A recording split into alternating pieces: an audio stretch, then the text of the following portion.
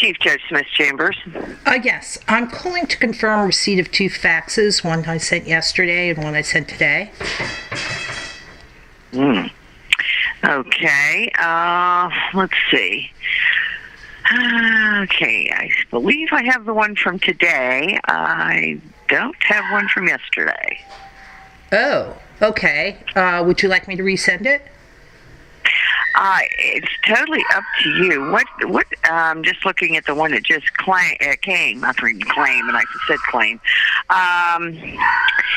This I'm thinking should probably go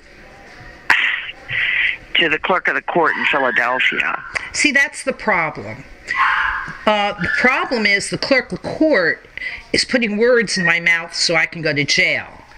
Now, I did not make a motion for summary action, and I did not ask leave of the court to proceed pro se. In the lower court, I have Judge Thompson, who broke the law. Not my problem. I have the federal prosecutor, Mr. Gribko, who broke the law. Not my problem.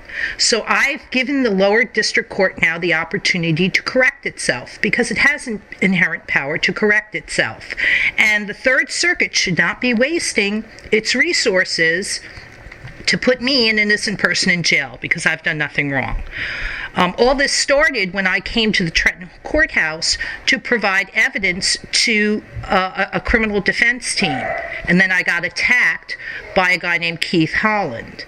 So I've been embroiled and jammed up in the system, but I don't have to bore you with all those details because my case ultimately went to Judge Thompson in the district court, and she broke the law. Case over. Now, now what I've got is the clerks of court who have on their own put words and phrases in my mouth. That's the 4 pages you got today, where the clerk of court is saying in her February 15th, 2019 order that I made a motion for summary action. The words and phrases motion for summary action do not appear anywhere. I explained how the lower district court has an outstanding motion to renew, and then the clerks of the lower district court deliberately did not file my paperwork so that Judge Thompson, again, could sit in judgment on herself. Now, you can't have Judge Thompson sitting in judgment on her own criminal conduct. I've got the clerk. The thing I can do here, I can't do anything about any of this myself, but I can certainly pass it on and let him. I do have your fax from yesterday. I pulled it out of his inbox. He is traveling right now for the rest of the week, so he won't be able to address this or see this until next week. But you know what I could do with your kind permission? First of all, I'd like to thank you. I appreciate it. What I can do is I can reach out to Mark Coyne, who's the chief of the appeals division, and say that, that Judge Smith would like an opportunity to address this. Because, again, there's no reason for me to go to the House Judiciary Committee, the government that's my point, though.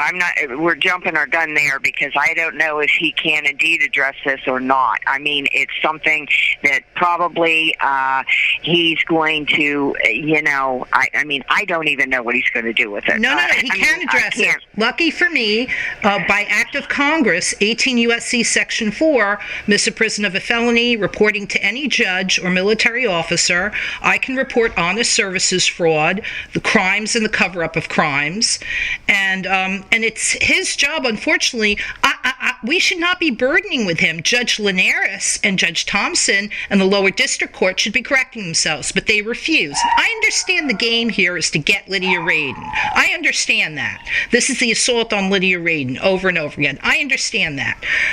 The other problem that you have is that Judge Greenaway, with all due respect, sits on the Third Circuit. He's employed by Yeshiva University. Yeshiva University has been found and stipulated to fraud and discrimination.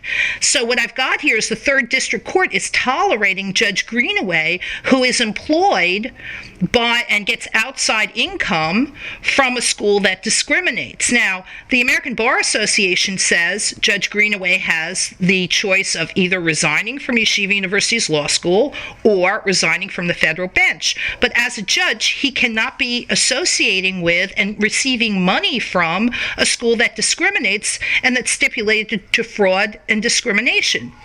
So, it is Judge Smith's responsibility. I am sorry to burden him with this. The federal prosecutor should have resolved this, but the federal prosecutor is engaged in crimes. The lower district court should have resolved this, but the lower district court is engaged in crimes.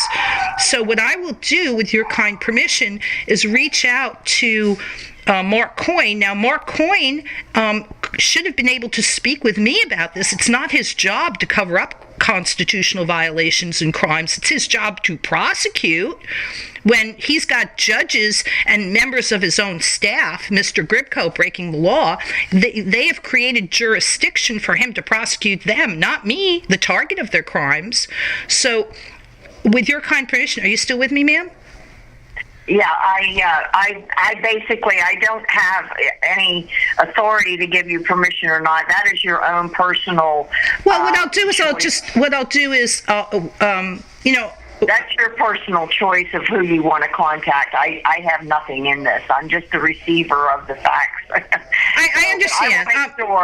I will make sure that Chief Judge Smith does indeed receive both these faxes. I believe I have one for 1 to 4 pages and another one for, let's see, last page is numbered 6-7 pages.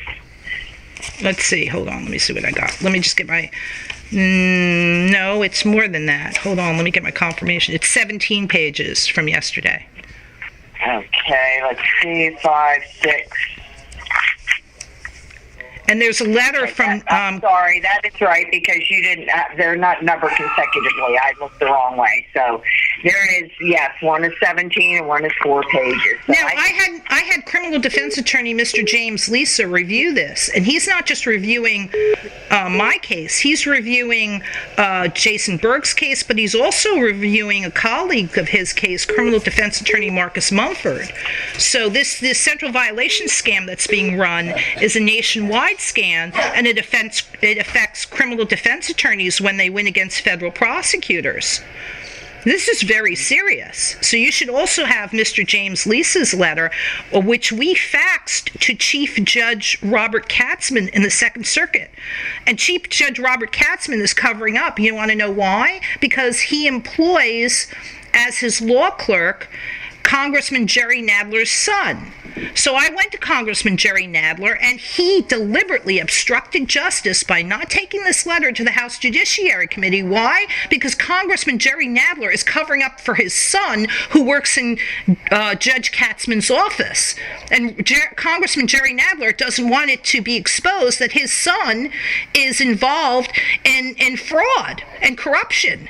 So I don't know if you saw the news yesterday, but Congressman Jerry Nadler is accusing President Trump of obstructing justice when, in fact, it's Congressman Jerry Nadler who's obstructing justice, because this letter that was faxed to Robert Katzmann, I gave this to Congressman Jerry Nadler last year, April of last year, at an open town hall meeting that was filmed by NBC News and independent media producers. So we got it on film, and I'm handing this to the congressman. I'm his constituent, and somebody asked from the audience, "What is that, sir, that she's handing you?" And Congressman Jerry Nadler on tape says it's a report of judicial misconduct. And what does he do? He obstructs justice by not providing it to the other members of the House Judiciary Committee, which is his duty to do. And then when I followed up with him a few months ago, again, he refused to provide it to the House Judiciary Committee. So what we've got is Congressman Jerry Nadler covering up for his son in the Southern District of New York in obstruction of justice, not President Trump. And they want to kill me, the victim of these crimes, to shut me up. My life is at stake here, ma'am. Well, I truly, am sorry. I don't know what to say. I just know that this has come before me, and all I can do is lead it off to the chief and let him review this upon his return. So, well, not upon his return. Can you get it to him while he's traveling? Do you have an email address? Maybe I could. Do you have an email address that we can send it to? No, I am not permitted to give that out. That's not going to happen. So, Can you scan these and email it to him? I could, yes. So I can do that, but I will take care of that and get it to him. Whether he picks it up and sees it, I don't know. I'm not there with him. I'm back here, so... Do you know where he's traveling?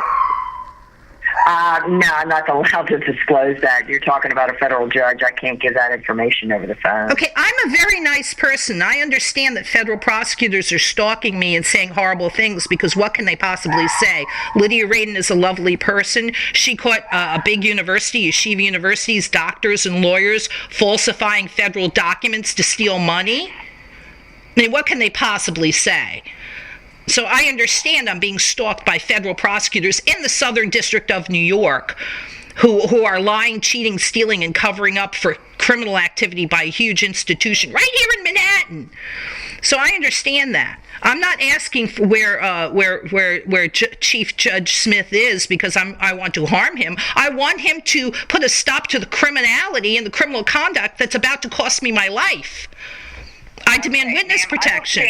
I'm sorry I can't take up any more of your time here, but I will scan this to the chief and see that he at least has gotten it to his fax machine where he is located.